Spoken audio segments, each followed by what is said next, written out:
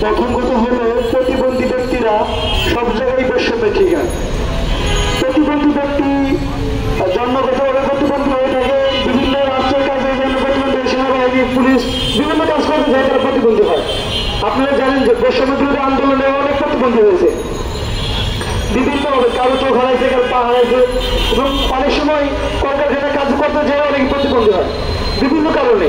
কিন্তু যখন প্রতিবন্ধী হয়ে যায় তারা রাষ্ট্রের কাছে, সমাজের কাছে, পরিবারের কাছে বোঝা হয়ে যায়। প্রতিবন্ধী বোঝা হওয়ার কারণে প্রতিবন্ধী সবসময় বৈষম্য শিকার। প্রতিবন্ধীদের যে অধিকার, সে অধিকার বলে একেবারে নগণ্য। আমরা প্রতিবন্ধী ব্যক্তিরা আমরা যে ভাতা পাই সেটা দিয়ে আসলে আমরা 5 দিনে চলার মধ্যে ক্ষমতা নাই। 850 টাকা দিয়ে প্রতিবন্ধীর কিছু হয় না। আমরা বলবো সরকারের কাছে যে সাধারণ প্রতিবন্ধীদের ভাতা হওয়া উচিত। কেন আমরা আলাদা মন্ত্রণালয়ে আলাদা থাকবো? আমরা আমাদের নিজেদের পূর্ণাঙ্গ প্রতিবন্ধী মন্ত্রণালয় চাই, এবং সেই মন্ত্রণালয়ের মাধ্যমে আমরা আমাদের জীবিকা নির্বাহ করতে চাই। সেখান থেকে আমাদের জন্য পরিচালিত করা হয়, আমাদের উপযুক্ত ভাতার ব্যবস্থা করা হোক।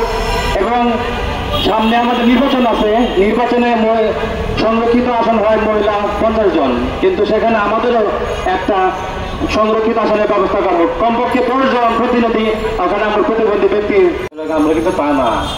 প্রতিবন্ধী কয়েক রকম আছে, কেউ দৃষ্টি প্রতিবন্ধী, কেউ শ্রবণ প্রতিবন্ধী, কেউ শারীরিক প্রতিবন্ধী। আবার এখানে 2টা ভাগ হয়, একটা হচ্ছে জন্ম থেকে আর একটা হচ্ছে দুর্ঘটনার শিকার হয়ে। যেমন আমি আমার হাত হারিয়েছি দুর্ঘটনায়, আমি একটা দুর্ঘটনায় আমি আমার ডান হাত হারিয়েছি। এবং আমরা যে প্রতিবন্ধীগুলো আছি এখানে অনেকেই শিক্ষিত প্রতিবন্ধী, আবার কিছু কম শিক্ষিত প্রতিবন্ধী। আমি একজন সর্বোচ্চ ডিগ্রি স্নাতকোত্তর পাস, মানে মাস্টার্স পাস শিক্ষিত একজন বেকার প্রতিবন্ধী। আমি 11 বছর ধরে প্রতিবন্ধী এবং 11 বছর ধরে বেকার। এই প্রতিবন্ধী হওয়ার কারণে আমি বেকার। আসলে কেন আমরা বেকার থাকবো? আমরা কি প্রতিবন্ধী হলে বেকার থাকবো? এটা কাম্য কিভাবে হয়? এটা হতে পারে না। আমরা আপনাদের মাধ্যমে জানাতে চাই যে আমাদের যে একটা প্রতিবন্ধী ভাতা দেওয়া হয়, সেই ভাতাটা আমাদের ন্যূনতম একটা ভাতা। মুক্তিযোদ্ধাদের ভাতা দেওয়া হয় মাসে 30,000 টাকা। আর আমাদের যে নিয়ে যারা কাজ করে, আমরা সমাজ কল্যাণ মন্ত্রণালয় যেন সংসদে গিয়ে আমাদের প্রতিবন্ধীদের জন্য কাজ করতে পারি, তাদের সেবায় আমরা নিয়োজিত থাকতে পারি। এই যে আমরা রাস্তাঘাটে চলাফেরা করি, আমরা যারা শারীরিক প্রতিবন্ধী, যারা হাঁটতে পারে না, আমাদের রাস্তাঘাটের আশেপাশে কিন্তু পরিবেশ বান্ধব কোনো রাস্তার ফুটপাথ নাই, সেখান থেকে হুইল চেয়ার দিয়ে ঠেলে যাওয়া যায় না। অনেকে হাঁটতে পারে না, তারাও কিন্তু সুন্দরভাবে হেঁটে চলাফেরা করতে পারে না, কারণ আমাদের রাস্তাঘাটগুলো প্রতিবন্ধী বান্ধব না। কারণ অনেক প্রতিবন্ধী আছে হুইল চেয়ারের মাধ্যমে চলাফেরা করে, তারা কিভাবে এই চলাফেরা করে, তাদের জীবনটা কিভাবে নির্বাহ করে, তাদের খুব অনেক কষ্ট। তো এই বলে আমি আমার কথাগুলো শেষ করতেছি। ধন্যবাদ। আসসালামু আলাইকুম। আমরা বলবো প্রতিবন্ধী সংরক্ষিত আসন চাই, প্রতিবন্ধী মন্ত্রণালয় চাই। বাংলাদেশে 80 লক্ষ প্রতিবন্ধী, 80 লক্ষ প্রতিবন্ধী। সরকারি ভাতা তালিকায় অনুযায়ী 40 লক্ষ প্রতিবন্ধী। কেন তারা সমাজ কল্যাণ মন্ত্রণালয়ের আন্ডারে থাকবে? তারা কেন নিজস্ব মন্ত্রণালয়ে থাকবে না? প্রতিবন্ধীরা কেন তারা চাকরি পাবে না? প্রতিবন্ধীরা কেন ভিক্ষা করবে? কেন প্রতিবন্ধীরা রাষ্ট্রের কাছে বোঝা থাকবে? প্রতিবন্ধীরা অবশ্যই কাজ করতে চায়, তারা অনেকে পড়াশোনা করতে চায়, তাদের যেরকম তারা ওইভাবে কাজে লাগা উচিত আমি মনে করি।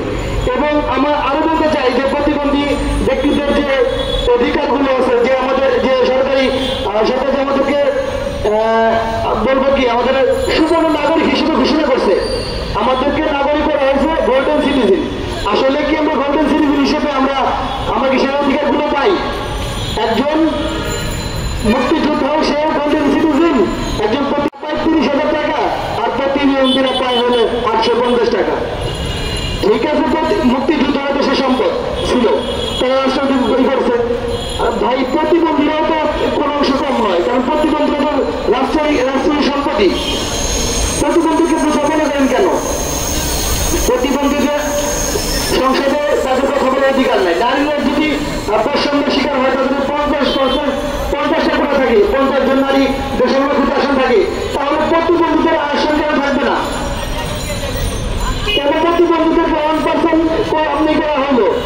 কেন প্রতিবন্ধী 3% ছিল, সেখানে 1% করা হয়েছে চাকরি ক্ষেত্রে, সেখানে তো বৈষম্য শিকার করা হয়েছে।